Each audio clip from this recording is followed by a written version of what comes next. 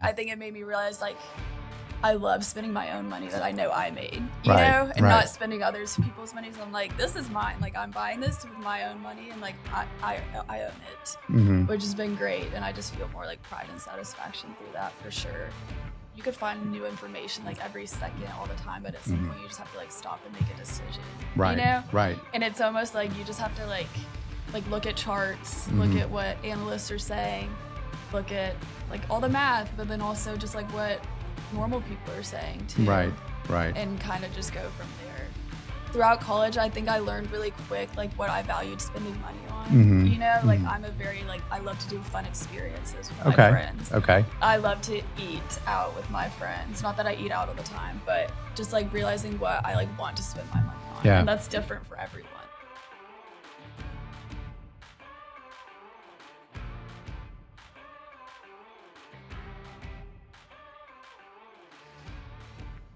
Get ready for another Financial Puzzle Playbook podcast with your host, Jim Sumpter. I'm RJ Malik, producer of this podcast. Jim, what do you got lined up for us today on this edition of the Financial Puzzle Playbook? Yeah, so RJ, we're gonna have some fun. We're gonna, one of the things I always talk about is the multi-generations of clients that I work with, people that I work with, colleagues that I work with. My network is across the country, and it's really with all generations. And so today, we've had a couple of what are you, Gen Z? I think is what it is. So I've had a couple of Gen Z guests before. This is Margaret Easterling, and Margaret is she is an intern with us right now for the spring. And so we're going to kind of get into her story, some really cool things she's been able to do. We'll probably touch on money a little bit because that's the whole point of the show, and it'll be a lot of fun. So, Margaret, you are a senior at Samford University. You're 22 from Greenville, South Carolina, and we're going to kind of get into your story a little bit with some study abroad, and then a really cool opportunity that you've had with your university and things like that. But I always want to try to get to know someone. I've gotten to know you a little bit as working with you through the internship. But the one question I haven't asked you until today, we were talking about, okay, so I think your brother plays college baseball. Am I correct in Yes, that? Okay. Coastal All right. Carolina. So okay, Coastal Carolina. So when you or when he walks up to plate to the plate to bat, there's a walk-up song. Okay. You're walking up to the podcast. You're ready to tell the world your story. What is your walk-up song? Downtown by Macklemore. Downtown by Yes. Macklemore. If you ask any of my friends, I know every single word. You know every single word. Okay. So that's we've not had that one before. It's funny. I asked that question. Everybody has a different answer, and that's okay because it just shows the diversity of our guests, the diversity of people, and the diversity of music, which I absolutely love, and I think it's really cool. So, can I ask what yours is? So I would have a couple. Oh, you didn't tell me. Yeah. Well, it's my show, so therefore I can have. Probably my number one would be the theme from Rocky. But depending on if I slow it down or something, the Eagles are always in there. Let's see, I love, I grew up in the 80s, so, really a lot of 80s rock type stuff. Freebird was our class song when I graduated from high school. And so that's always a good one. It's kind of, there's all sorts of things. Yeah. So, but I would say if you nail me down to one, it would be the theme from Rocky. Okay. Yeah, or Top Gun, which is also a phenomenal one. Okay, let's get into your story a little bit. All right, so you are in Birmingham, Alabama, going to school from Greenville, South Carolina. How in the world did you get here? I never thought I would end up in Alabama or Birmingham, but whenever I was applying to colleges, Samford was the only small school I applied to. I thought I wanted to do the big SEC school type thing. Everyone where I live goes to South Carolina or Clemson. Okay. And then my good friends was like, you should apply to Samford just as like a one small school, see what you think. Wasn't even on my radar until my senior year. It was the last place I toured, and then came and toured it. And I still was like, that was okay. And then like after a while, I was just like, I think like through prayer, I was like, I think God wants me to go to Samford. Oh, wow. And I was like, I think this is my chance to go and do something different and like go to a small school in a new state, a new city with like no one I really know, and just like, I don't know, explore a whole new part of the country. And it's been great. The Christian community is like awesome at Samford, and I knew it'd be hard to find that at other places. So. Well, so Samford is a Christian school. They do have a divinity school. You're obviously not in the divinity school. You're in the finance or this business school, I guess. And your major is finance. Is that right? Yes, okay. Sir. And do you have a minor or anything? I have or a concentration in data analytics. Data analytics. Okay. Now, what does that mean? Let's break that down a little bit. Oh, it's a lot of using different like platforms and stuff.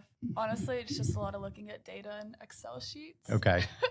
And then being very strategic about it. Yes. So really some of the projects that I've given you over this internship have been really good then. Yes. So, okay. I'm like thinking back to like all the things I learned in Excel. I'm like, whoa, I'm actually using all of it. So. Yeah. So this is more real world. Yes. And that's kind of interesting. So so let me ask you this. So you got here as a freshman, and now where did COVID fit in your high school? I was time? a sophomore in high school. Okay. When I remember we had spring break, and that was when it like all started happening. And then we just never went back to school after that. So really about this time, what was it, 6 years ago? Is it 5 years ago? Crazy. 6 years ago. Yeah. Kind of nuts. Man, a lot of things changed in that time, and I think that, which is kind of leading me into this question. Your generation, you grew up with a cell phone in your hand. I graduated college without the internet. Yeah. If you think about that, I mean, we had to when we had a research report, we had to use the Dewey Decimal System, and we would have all these books laid out on the table. I don't even know what that is. You don't even know what the Dewey. That makes me that makes me feel really old. Me too. Yeah, I understand. So the Dewey Decimal System is basically a numbering system of how you categorize books in a library. Like when you have to physically go to the library to do your research report. Yeah, one of those things. It's interesting that you said that. I don't even know what that is because I think in the business world today, your generation starting out is going to be so far ahead in many ways of my generation when I started out, because I've had a 28-year career in this business. And then, 4 years prior to that, I was in banking and worked for my father and did some things. So, that's over 30 years, and it's which is a very short period of time in the broad scheme of things, but it's a long period of time in a couple of generations. And so, I think in the world with AI coming on, with all of the technology and the tools available. You mentioned Excel.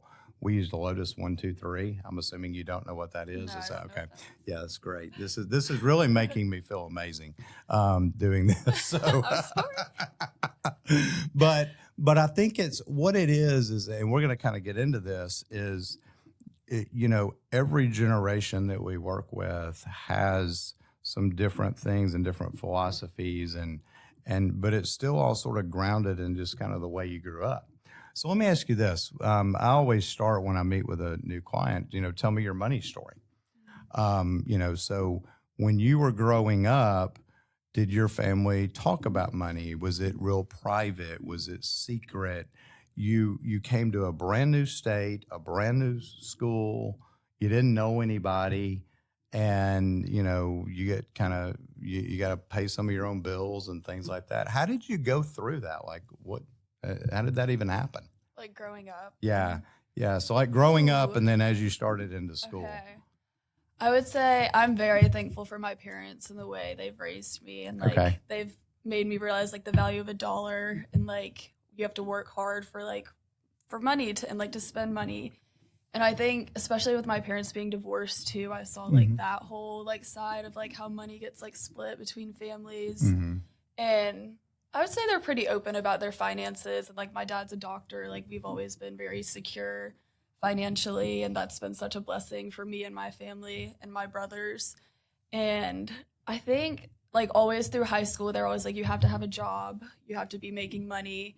Like they would give me like a little spending money for like gas and things like that. But they were like, we want you to like have a job where you're making your own money. And like, I think it made me realize like, I love spending my own money that I know I made, you know, and not spending others people's money. So I'm like, this is mine. Like I'm buying this with my own money, and like I own it, which has been great. And I just feel more like pride and satisfaction through that for sure. And then coming to college, I'm trying to think. So let me ask you this, and then we'll jump to your college. Okay. Do you feel like a lot of people in your generation have the same attitude about the value of a dollar? I'm spending my money, look at what I'm doing. Or is it, you know, more of, well, that's someone else's? How does from a generational standpoint? Because you have a lot of friends that I'm sure you see things. I would say it's kind of all over the board with all of my friends. And I would say my high school friends are very different from my college friends in that aspect too. Like, it's not a secret, Samford's like a private Christian university. Like, most of the people that go there are like pretty well off, and like financially stable.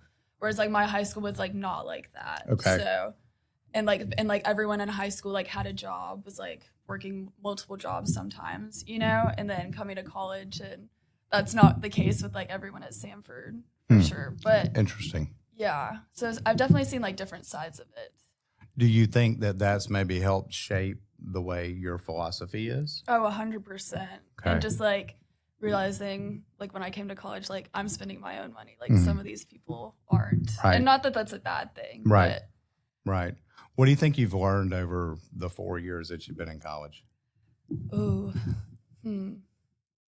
Maybe, yeah. So like when you first started out as a freshman, did you get like an allowance per week or per month or something like that? I get like an allowance per month. Okay. But then since I've been in college, so I've always had to like try to babysit, have some sort of job or income of my own. Yeah. I would say throughout college, I think I learned really quick like what I valued spending money on. You know, like I'm a very like I love to do fun experiences with my friends. Okay. I love to eat out with my friends. Not that I eat out all the time, but just like realizing what I like want to spend my money on. Yeah. And that's different for everyone. Like some of my friends love to buy clothes. Like I do like buying clothes, but that's not what like my main thing I spend my money on. Right.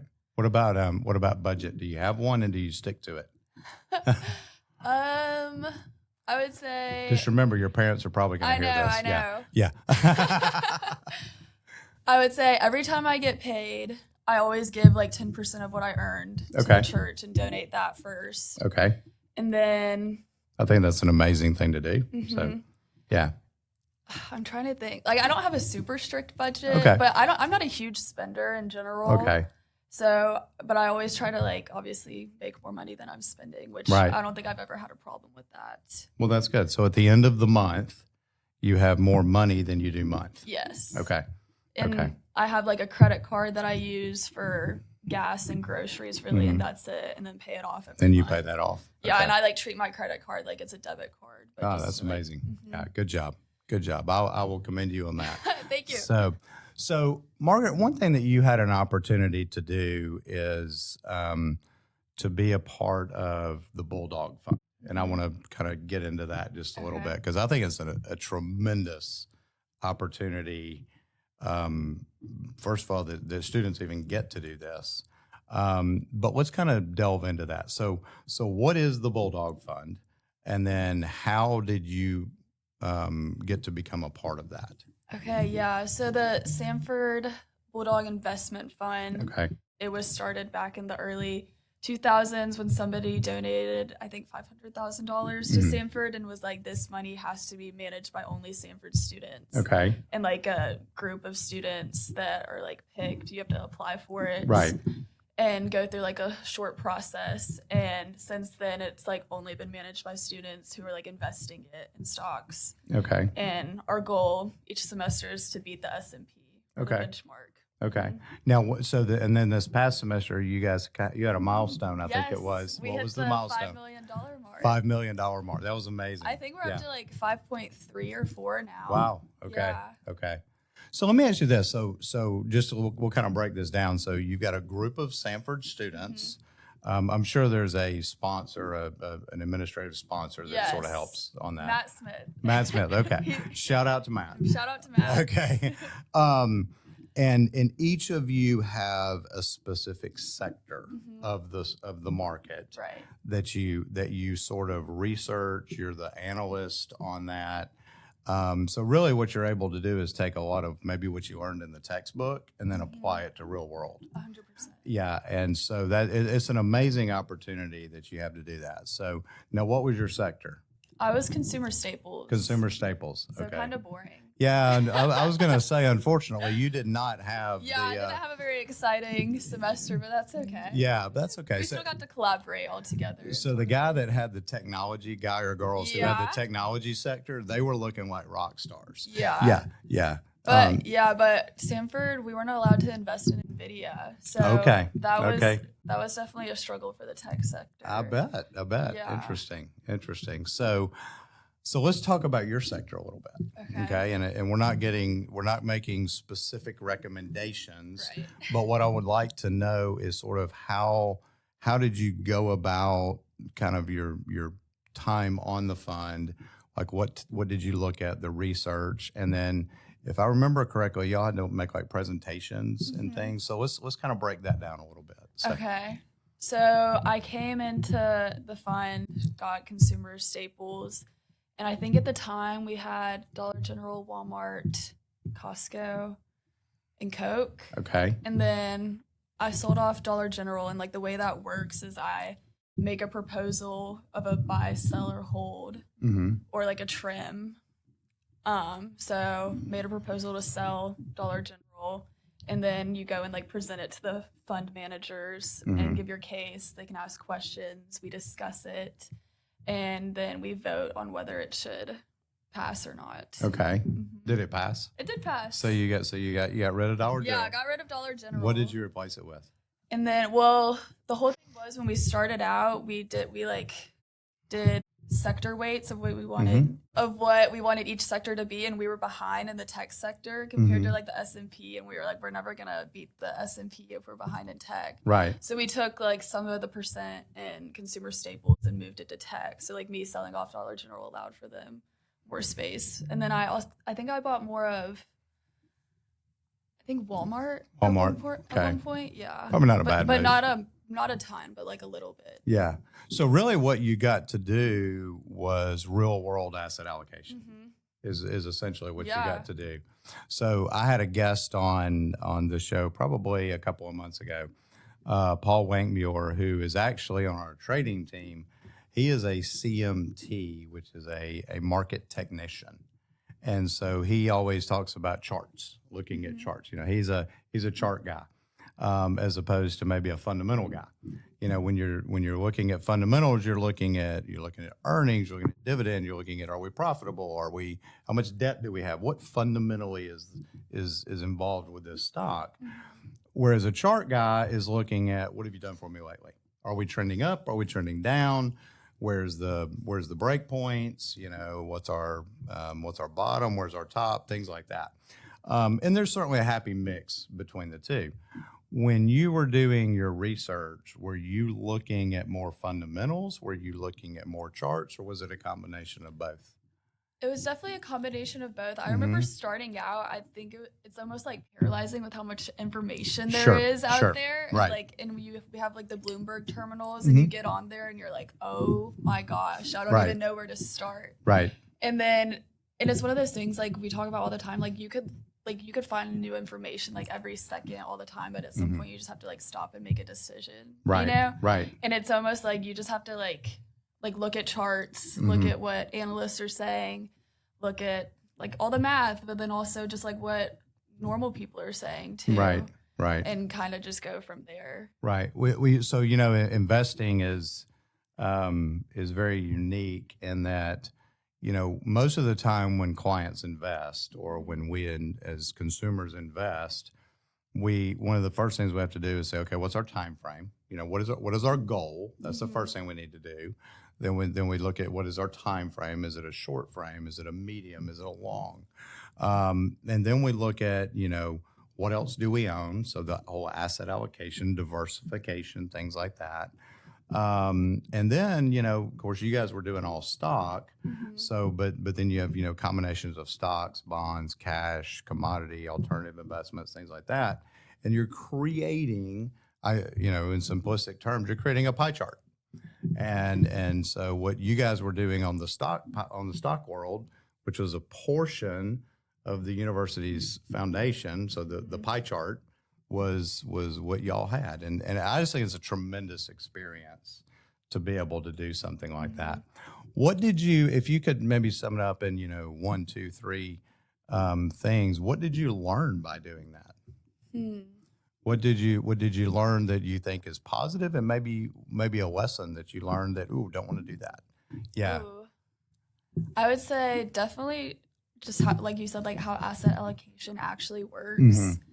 And one of the things that we always talked about is Samford's motto is like, for God, for learning, forever. So like all the decisions we're making now, we're making for like the long term, and not trying to like speculate and like make quick decisions right now.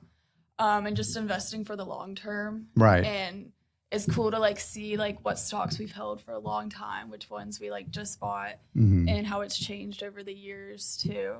And then one thing that didn't go well. Is there anything that you're like, wow, I wish I'd done that differently, or that was a horrible presentation I just made, or?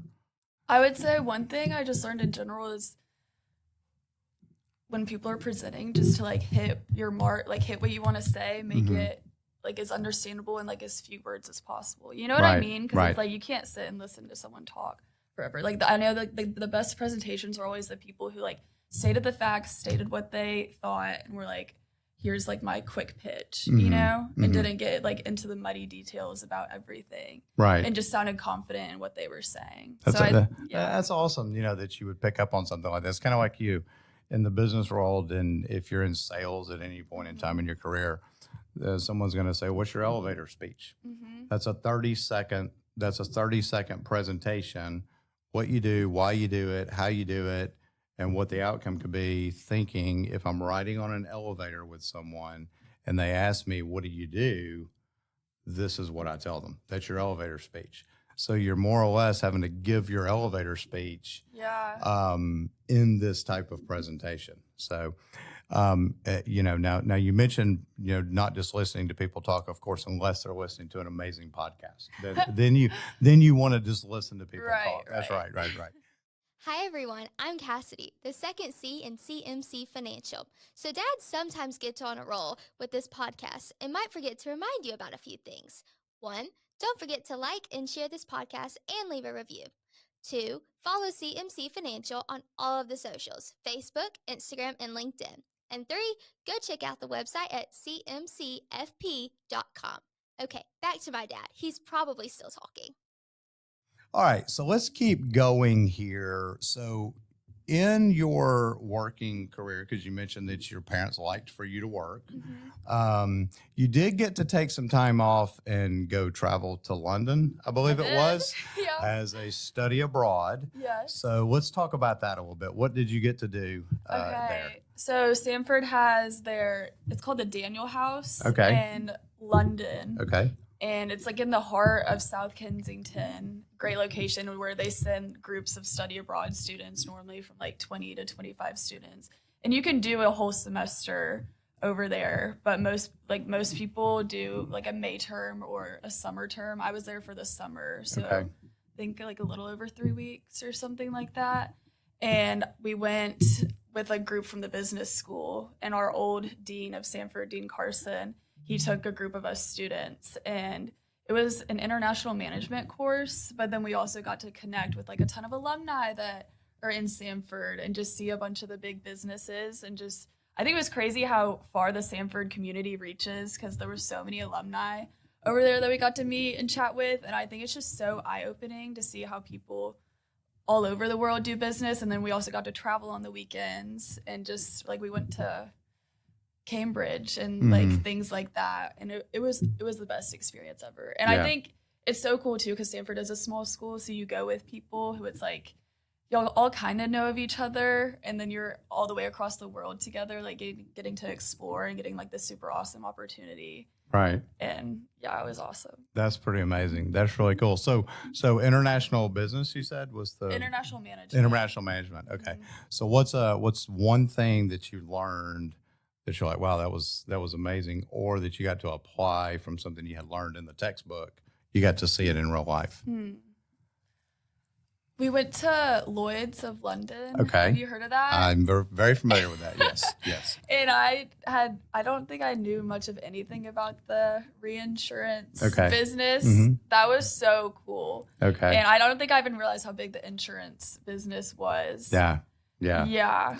You know, there's all this talk about, you know, the NIL stuff and these athletes and all this kind of stuff. And you start thinking about, you know, Lloyd's of London, you know, what do they actually insure? Well, if you have a quarterback and, you know, his throwing arm, you know, it's got to be spot on. He could actually get an insurance policy for his throwing arm. You know, the rest of his body could have a challenge, but it's insuring his throwing arm. That if his throwing arm, you know, or a pitcher, think about, you know, those, your brother plays baseball.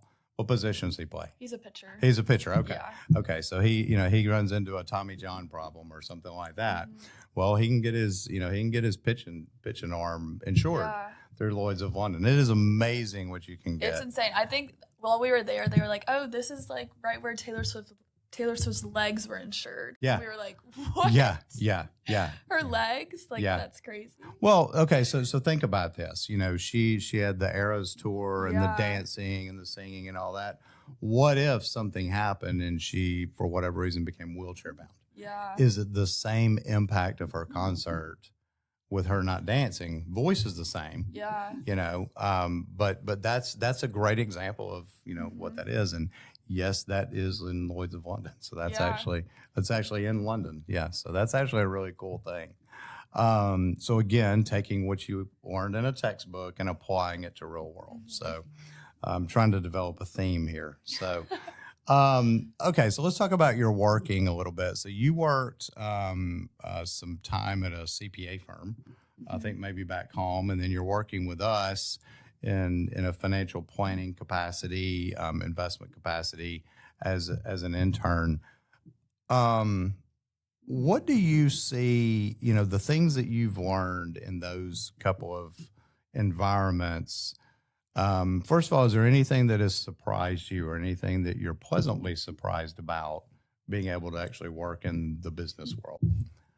I think I'm surprised by how much I don't know. Okay. That is a very fair answer. Yeah. And I'm very confident. I'm like, I know what I don't know, you know? And I feel like any time you enter a job, it's like, that's how it is for like anything you start out with. But there's just so much out there. So are you saying experience might actually mean something? Is that what you're saying? Yes, it means a lot. It does, you know, and I think a lot of times I'll take things for granted because I've had a 28-year career.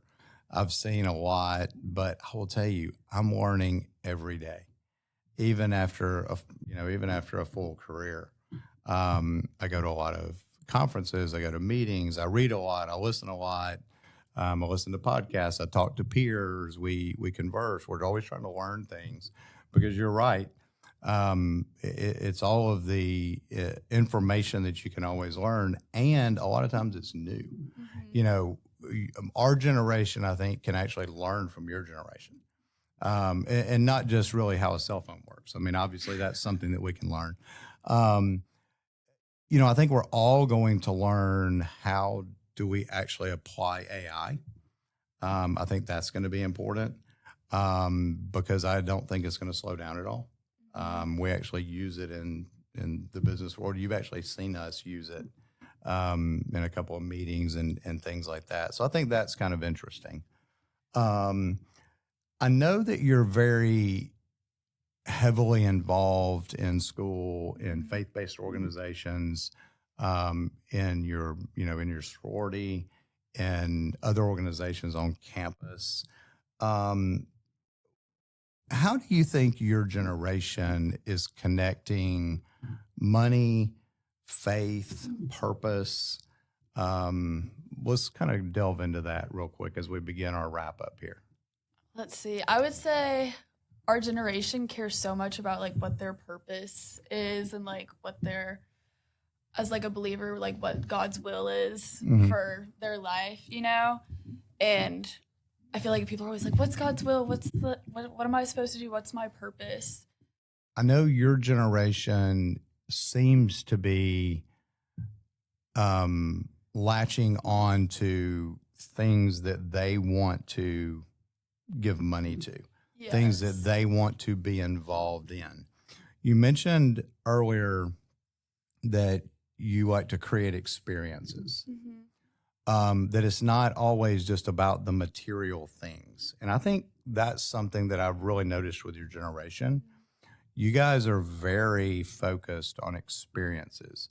You're very focused on what's important to you. Whether, everybody agrees or disagrees with what you feel like is important, y'all are very passionate about that. Are you seeing that? Oh, 100%. Okay. And I think especially with social media, everybody's posting the coolest things they're doing. And it's like, even me, I'm like, oh, I see that person traveling the world. I want to go travel the world and do that too. And I think people are like finding all these little outlets that they're like turning into like careers, like the whole influencer industry. It's like literally just people living their lives and posting about it. And everybody's like, well, I just want to go live my life and post about it and make money. Which is not realistic. Yeah.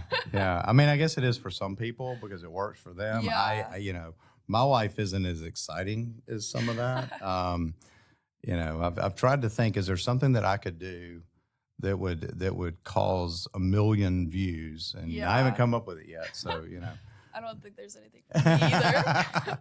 It's one of the, it's an interesting phenomenon I think we're seeing with social media, with the availability of information, 24-hour news cycle. There's so much that you can see on a phone, on your watch, on the TV, a billboard, a sign, or whatever. It's just amazing the amount of information that is out there. And I think that that's going to be, your generation is probably the first that maybe isn't as focused on buying things as you are about creating experiences around things. And you know what? All that takes money. Yeah. And so I think it's going to be kind of cool to watch as your generation comes up. And with the social media and just media in general, you see so many more of the problems in the world too. Okay. And I think like that kind of goes along with what you were saying, is like we value like helping, like our generation I think like values helping people, and like now that we see all these problems more up close, and I think past generations people are more like, how can I get out in the world and help? Yeah. And sometimes that's where your money goes. Yeah. And I think that's going to happen. I think it's going to become part of someone's budget, whereas maybe my generation it wasn't. So it's going to be really kind of cool to watch that. Well, so Margaret, as we begin to wrap up, I always like to do some rapid fire questions. So I started off with a walk up song. Okay, so now we're going to walk away, and I'm just going to rapid fire a couple of things. And so Roth IRA or traditional IRA? Roth IRA. Roth IRA. Okay. Everybody always says that. Yeah. So, eating out or cooking at home? Cooking at home. Oh. Or I'm a big foodie, so both. Okay. But I love to cook and I love a good meal. So, okay. Favorite meal? Salmon. Seafood is my favorite. Okay. Far, Okay. But specifically salmon. Okay. Okay. Here's the question: are hush puppies seafood? No, they should be. Seafood is fish. Yeah, no, I get that. I'm being, but I think a hush puppy should be part of seafood. It's just they go together. Okay, beach or mountains? Beach. Beach. Okay. Read or listen to a podcast? Both. I love both. Okay. Yeah. Okay. I would say it's easier to listen to a podcast. Okay. And more accessible. But Okay. I do love to read. I've always loved to read. I understand. When you travel, do you like to drive or fly? Fly if I can. Fly if you can. Okay. And when you get there, do you want to stay in a tent or a hotel? I mean, it depends on where I am. Depends on where you are. Yeah. Okay. Okay. I don't stay in tents often. What about an Airbnb? That would be mine. Well, so that's kind of like a hotel. Yeah. So, all right. So I'll let you off the hook and we'll wrap up with that one. This has been fun. It's been good. I think you have so much to offer, and as far as this generation goes, I love that you were on the Bulldog Fund as part of the investment committee. I think you're the third person on the show. So this is our 45th episode. I think you're the third person on the show that's of your generation. You're the only one that has had that type of investment experience, and I think it's really cool and amazing. I think it's going to serve you well. Oh, thank you. So, well, very good.